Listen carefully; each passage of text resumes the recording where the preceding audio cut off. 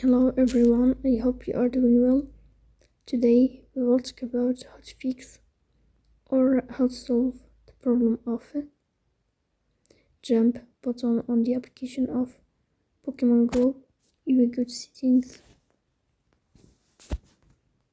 Here you will click on apps, default apps, app settings. In this list you will search about the application of Pokémon Go. Here you will click on first stop and you click OK. Then you will click on storage. Here we click on clear cache. So that you will turn off your Wi-Fi and you will turn on your Wi-Fi again to fix that problem. So that's all. Don't forget to support us by like and subscribe.